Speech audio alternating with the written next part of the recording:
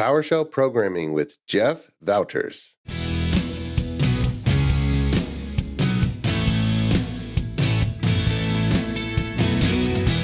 The Azure DevOps Podcast is a show for developers and DevOps professionals shipping software using Microsoft technologies. Each show brings you hard-hitting interviews with industry experts, innovating better methods, and sharing success stories. Listen on to learn how to increase quality, ship quickly, and operate well.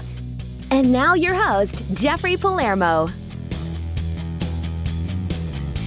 Welcome to the show. I'm Jeffrey Palermo, your host for helping you and your teams move fast and deliver quality and to run your software with confidence in Azure, all while using everything that the .NET ecosystem has to offer. The podcast is sponsored by ClearMeasure, a full-service software architecture and engineering firm serving companies using .NET and Azure. ClearMeasure builds mission-critical software and rescues failing projects, empowering software delivery with a proven approach. Quick announcement, we're in the second year of my architect forums. Signups for the next session are up, and if you lead a software team and are looking to collaborate with peer architect leaders, you can just sign up at the link in the show notes. And we've also launched this year a new software leadership forum for technical executives and managers who oversee software engineering groups. So that will focus more on topics specific to management leadership for software engineering departments. So we'd love to have you. And for those who are looking for Programming with Palermo, my video podcast, just search for it in any of the directories and you'll be able to find it. My guest today on the show is Jeff Wouters. He was born and raised in the Netherlands and is an IT geek with a passion for automation. At the young age of 6, he had his very first computer and started developing his own Pacman to learn batch programming. And looking back, the performance was terrible, but it worked. Over the years, he's always kept in touch with some sort of scripting or programming languages such as Batch, Turbo Pascal, PHP, Delphi, Kixtart, Visual Basic Scripting, VBS, VB.NET, PowerShell, C#.NET, and he's the owner of Methos, a consulting and managed services company from the Netherlands focused on the Microsoft modern workplace, that's Windows and Intune and Office 365, and also Azure through automation and infrastructure as code. So Jeff, welcome to the show. How are you, sir? Good. Thank you for having me. Oh, my pleasure. My pleasure. Our listeners are doing lots of automation for DevOps pipelines and deployments and builds and testing. And so I'm eager to kind of have your background to share. I always like to ask the guests to kind of go back in time. You mentioned doing your first programming at 6 years old, but what were the turning points in your career that kind of led to this focus? In the vast programming and computer world that you could have focused on, are there any turning points where certain things clicked and you really developed a passion for what has kind of defined your career? Yeah, I think it comes down to 3 points. The first actually was at a certain point at school, I learned how to learn. And it sounds strange, but at least in the Netherlands, in most schools, you don't learn how to learn. You just have to figure it out. And once I had a talk with a teacher, and he sat down with me and he tried to figure out what my way of learning is. So apparently, if I see it, I can understand it and I can do it. The same way how I code. I look code up online. I deduce how it works, and I can repeat it. Mm-hmm. And if any luck, I can improve it.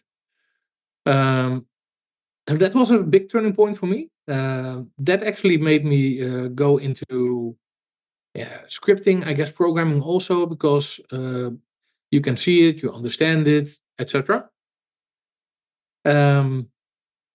And I always had the passion for many things.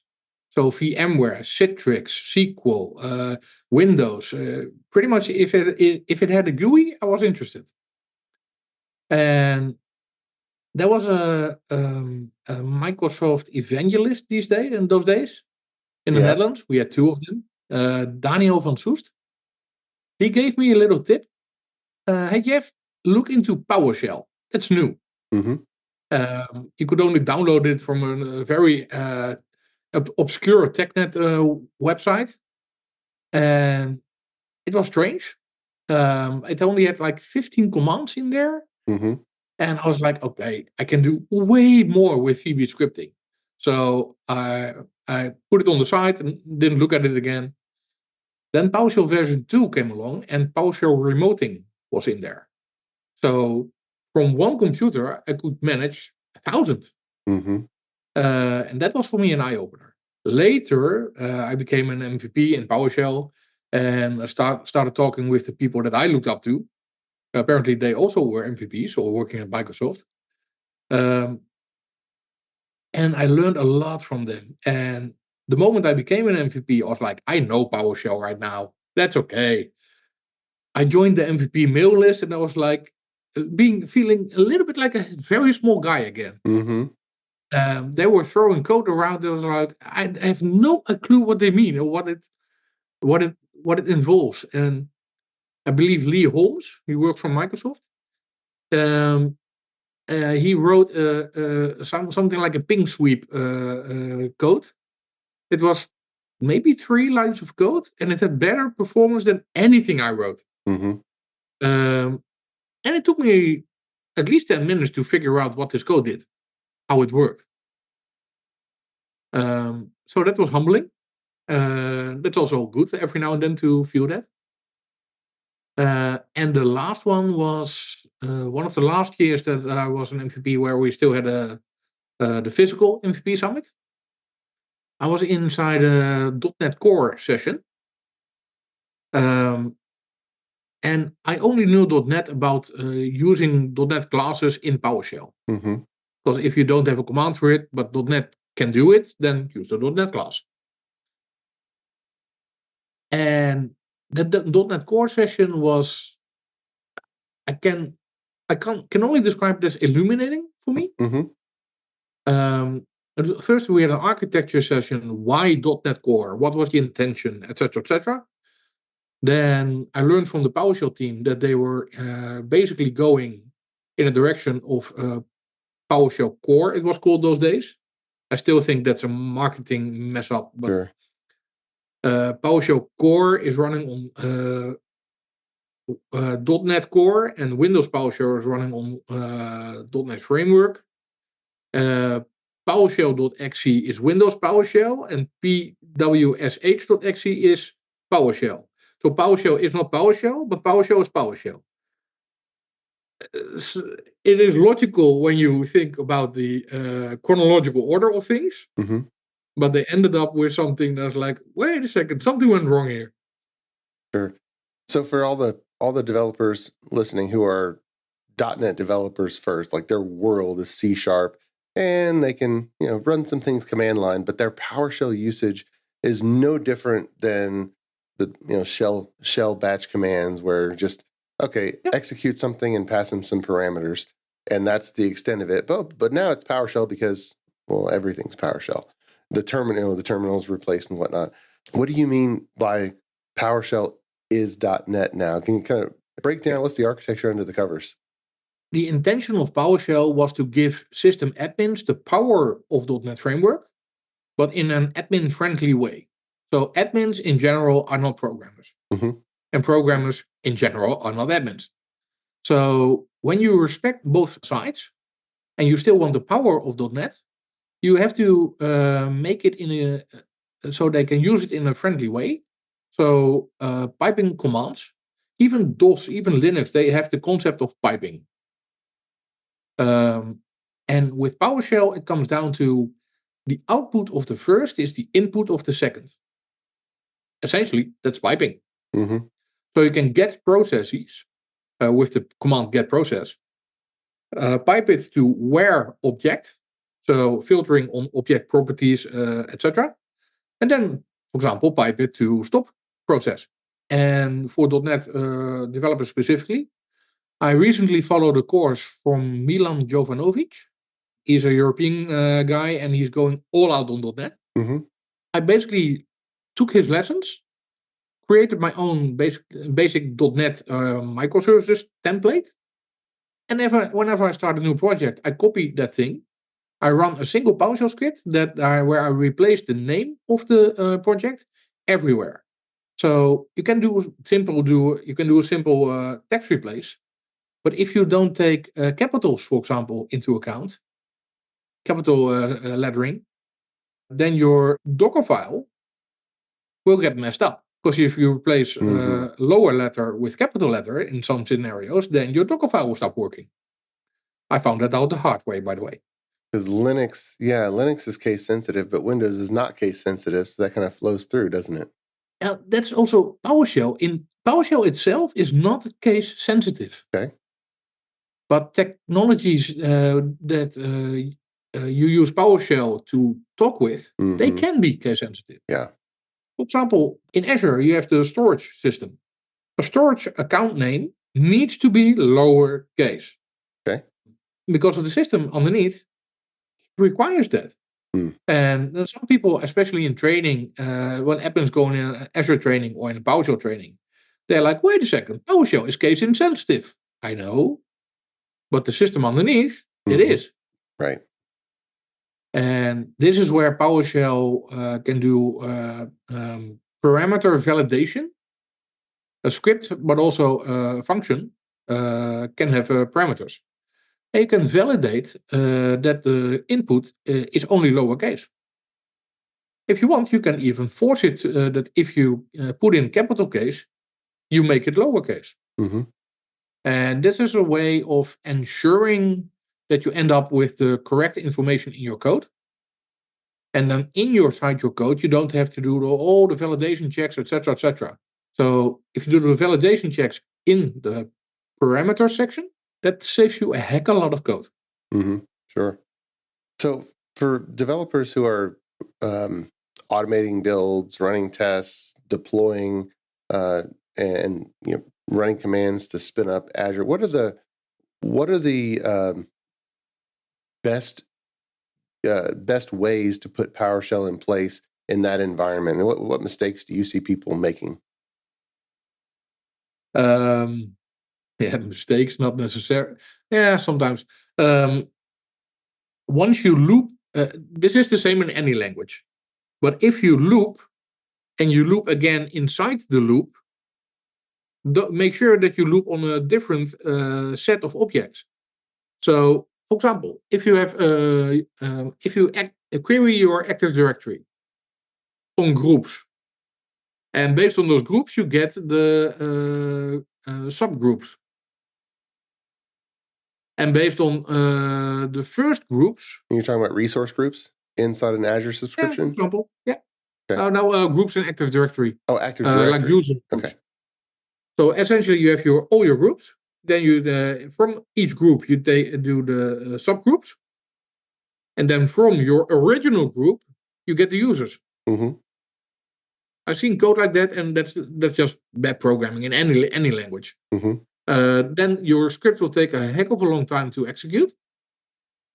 And in .NET Framework, it's nice every now and then to dispose of objects. In PowerShell, 9 out of 10 times you don't need to do that because it will do it for you.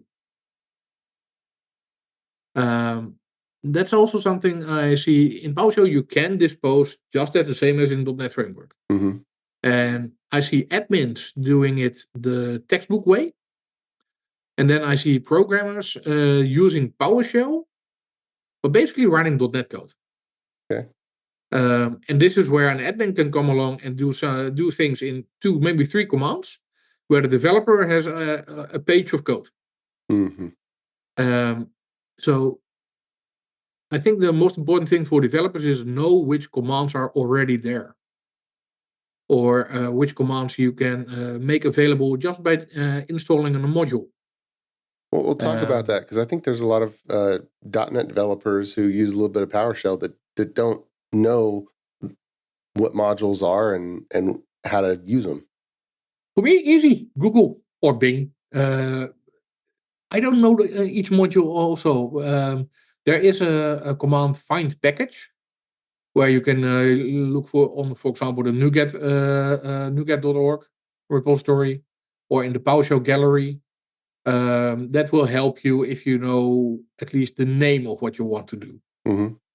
For example, if you need a module for Trello, then you can find a whole bunch of them, including one of my modules. But if you can't find it that way, try Google. Sometimes there's code out there that is just not yet on a module or inside a module. That's fine. And the same with any other code. Copy paste it from the internet. Understand it before you execute. And then have fun with it. Expand on it. Maybe share with the community again. So .NET developers are used to pulling in libraries from NuGet.org. You're saying that there's the same thing for PowerShell modules, and there's lots and lots of free open source modules that do all kinds of interesting things. You mentioned Trello, and I guess there's other commercial packages or modules to integrate with commercial services. Yeah, the beauty, PowerShell is free. So also PowerShell modules are free. But sometimes they need to interact with a web API, and sometimes those need a subscription. Yeah. So that's just fine. Yep. But I also found out that you have two kinds of modules. Binary modules, those are written in most of the times in C#.NET. And you have modules that are written in PowerShell. So again, I had a certain learning curve at a certain point. I found out that the System Center Operations Manager module was basically written in PowerShell. Not binary modules, but just PowerShell. So I dove in there and I found syntax tricks that I never knew. So every now and then, look into that code and learn and investigate. Many thanks to our podcast sponsor, ClearMeasure. ClearMeasure is a software architecture company that empowers clients' development teams to be self-sufficient, moving fast, delivering quality, and running their systems with confidence. Whether starting a new project or developing new technologies or techniques, ClearMeasure sets up your team to deliver world-class results. Learn more at www.clearmeasure.com. ClearMeasure, empowering software delivery. ClearMeasure is also happy to be a sponsor of the video podcast, Programming with Palermo. Watch, learn, and program alongside Chief Architect Jeffrey Palermo. Videos are added weekly and available on syndicated locations supporting video podcast or by visiting palermo.network. Tune in today. So there's every .NET developer has done some type of batch job or back-end process that sits there and listens for messages on a queue and then processes the messages. Just nothing, no UI, just sits in the background and does something. And it's possible to write a C# executable that can take in parameters and process parameters and then use them. But with PowerShell being native .NET, what's your opinion on processing parameters in C# code versus just making your little library in .NET code, but then let PowerShell wrap it and process parameters and then actually call it? I'm a practical guy. So if developers for a software solution has already written the libraries, etc., why should I ever rewrite the stuff they did? Or so import what they did, use it, and for example, script that way. So if I want to generate test data, for example, sometimes you can use PowerShell to look into an Active Directory, an HR system, and maybe a SQL database. For one customer, we had a Novell directory that was very ancient, but we looked into that one. And we generated test data based on that. And then we used the .NET classes to talk to the product. And that's also a benefit. You immediately test those classes. So from a product owner perspective, once we did our test data seeding, I can always say, hey, this SDK that we are releasing works. So my recommendation was create your test data through that way. Then release your SDK because, heck, we tested it. And then you know that your partners and your customers can use that SDK and it will always work. So then your seeding and your test data becomes part of your release cycle, I guess. Yeah, that's a good point. And speaking of testing, when quite a bit of PowerShell code crops up, what's the available in your preferred methods of actually writing automated tests that can run in a build process? Depends on what you want to test. If it's like unit testing, integration testing, then I would use something like XUnit, NUnit, whatever framework you prefer. Mm-hmm. Executing those tests, you can use a simple line of PowerShell for that. And what we found out is that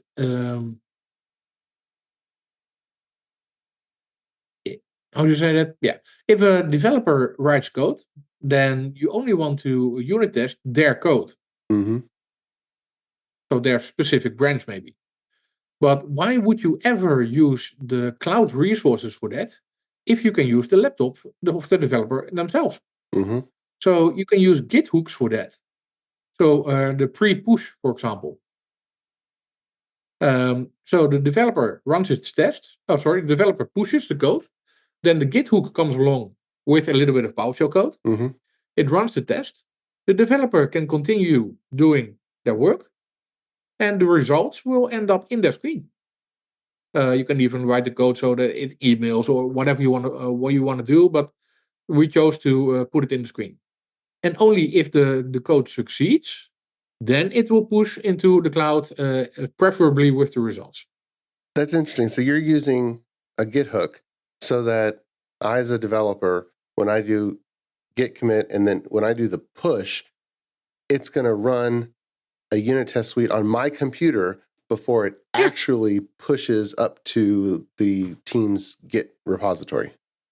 Because the unit tests are in the repository. They are on your laptop. Everything you need to unit test is there. Right. So why would I block my pipeline because you write crappy code?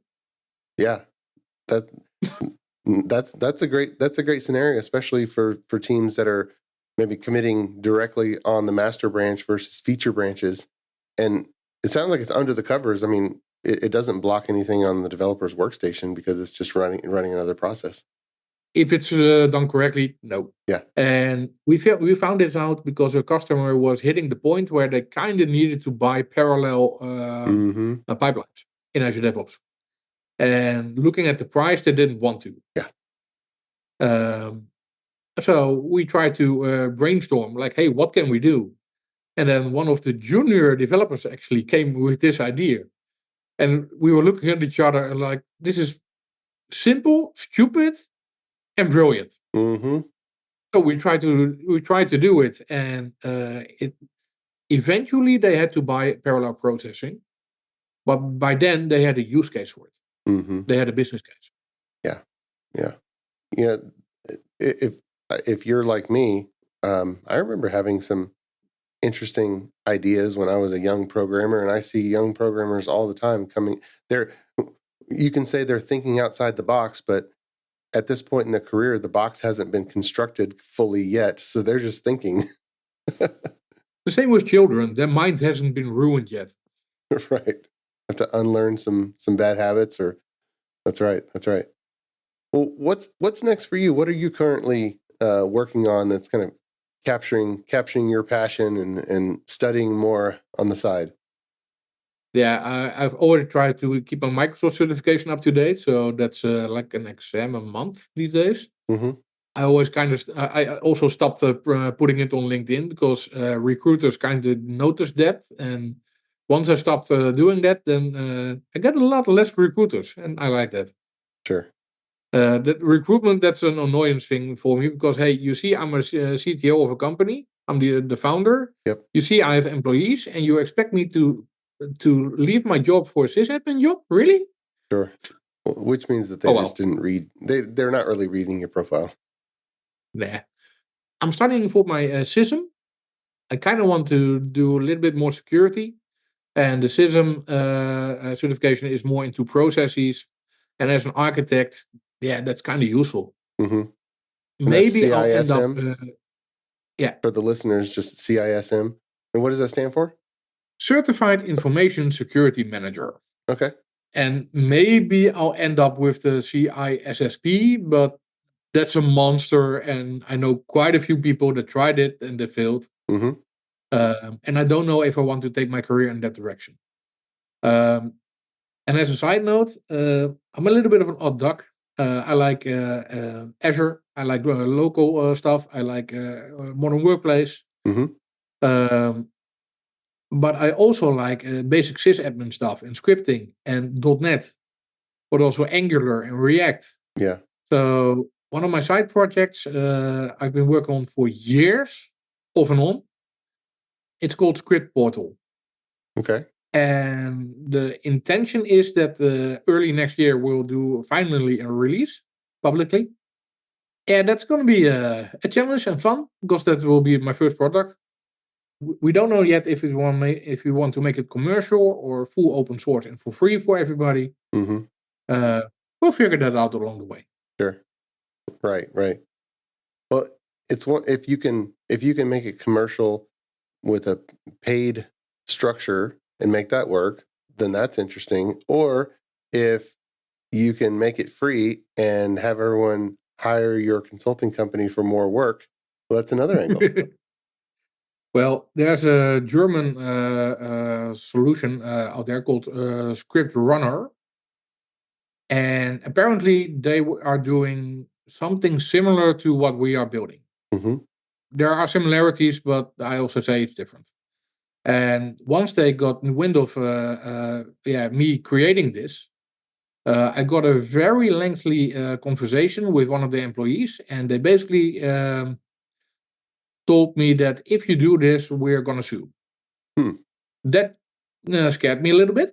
Also, I had other priorities like building my company. Right. And in the meantime, I put a lawyer on that, and he was like, well, as long as you follow certain rules, that shouldn't be a problem. And if we make it commercial, then we'll release it that way. And let's say that, for example, we are at fault, then I can still make it freely available for everybody. Sure.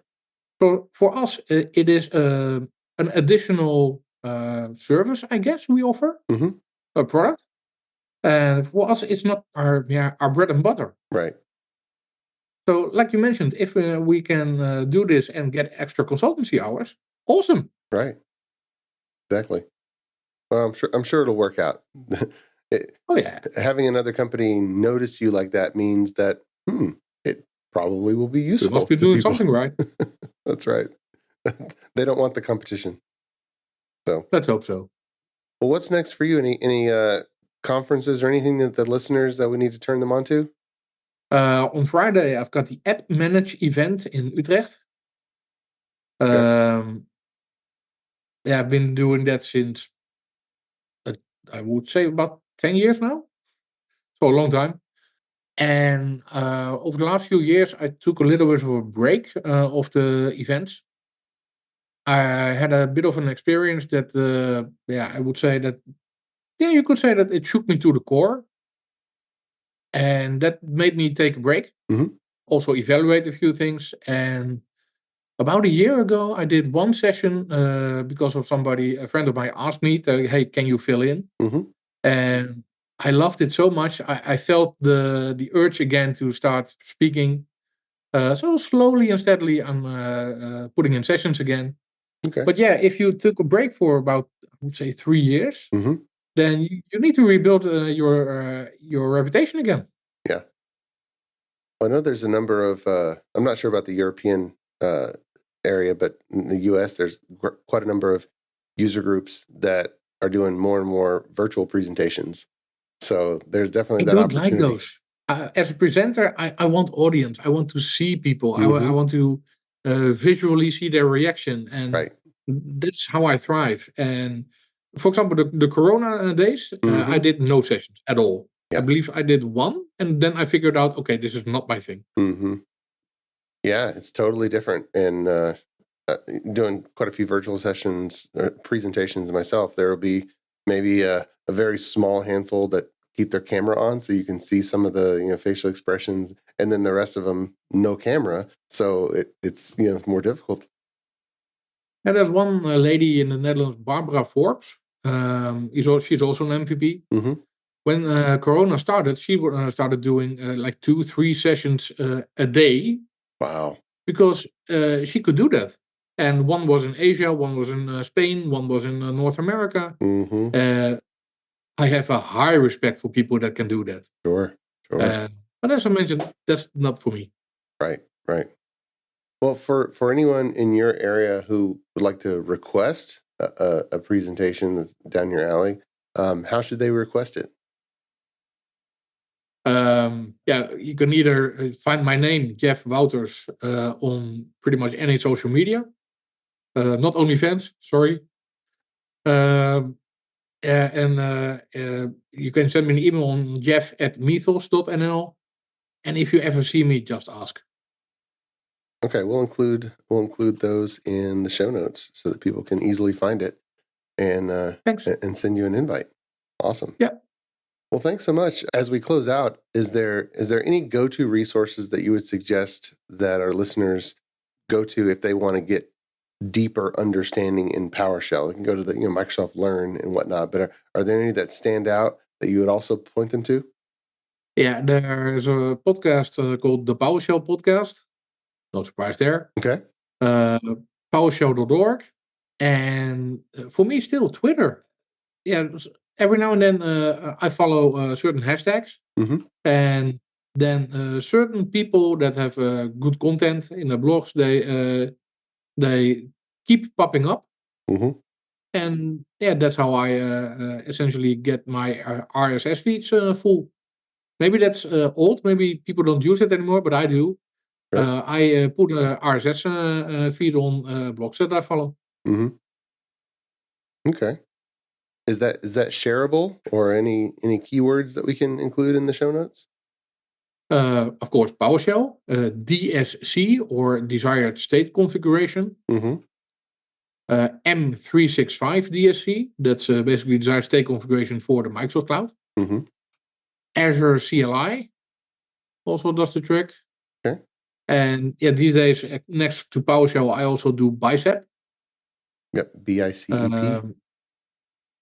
Yeah, basically, there's pretty much any automation language that applies to whatever platform that you manage or whatever. You can look for either Terraform, Ansible. That's not Microsoft, of course, but if that floats your boat, hey, do it. Yeah, awesome. Well, Jeff, thank you so much for coming on the Azure and DevOps podcast and sharing what you've learned and seen in the PowerShell world and beyond. I appreciate it. You're welcome. Awesome. And until next time, keep shipping.